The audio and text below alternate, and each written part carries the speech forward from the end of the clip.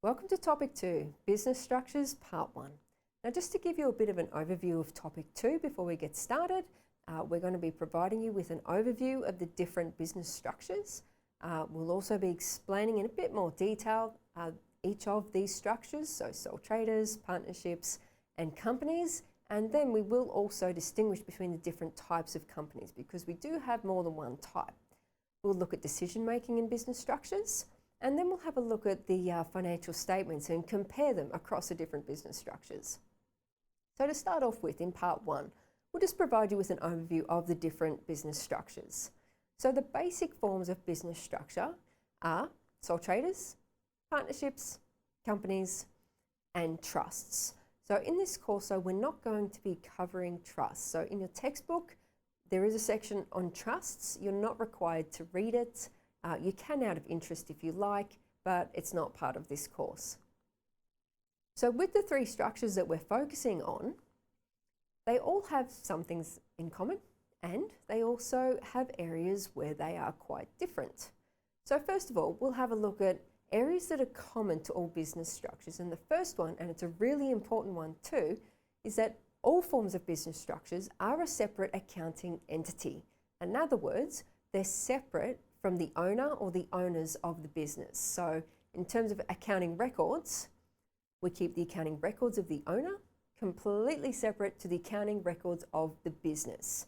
So in that regard, it's any personal spending by the owner with their own personal funds. We do not record it in the businesses or the company's records at all. For the simple fact, it's going to misrepresent. Okay, so we only want to record those transactions that relate directly to the business. So the concept of separate entity is necessary for us to analyse business transactions, which you'll be doing in topic 3. So it's because the business and the owner are separate entities that we can develop the accounting equation. So for example, assume that an owner invests capital, say it's $10,000 cash, and they invest it to start a business. So from the business's perspective, so remember, must have your business hat on whenever you're studying this course, okay? Like I said, it'll make your life a lot easier and you'll be looking at things from the right perspective.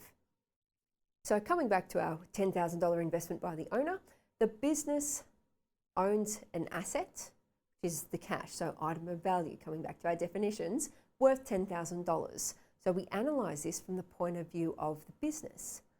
And the business now owes the owner's equity of $10,000.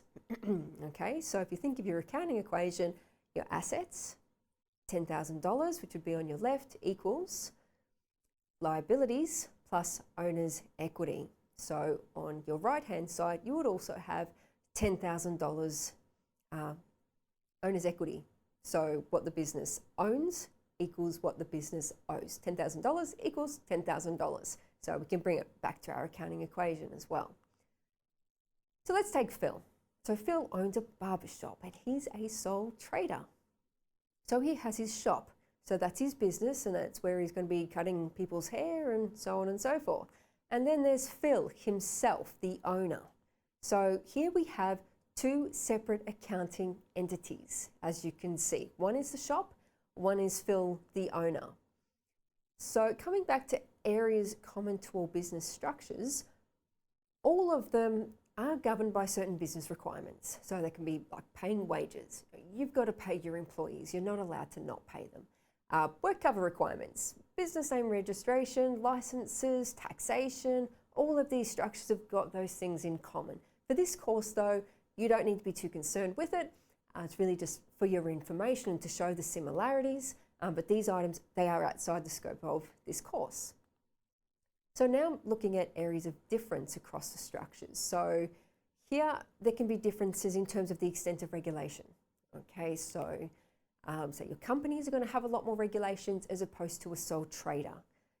Liability of the owners as well. So what's the owner's legal responsibility? That is very much going to be different between the different types of structures. We have equity structures as well that are different. Funding opportunities, decision-making responsibilities, taxation. So in all these areas, there are differences between the structures. So when we go into part 2, what we'll be covering is we'll look at the characteristics of each of these types of structures, as well as the advantages and the disadvantages of each type of structure as well.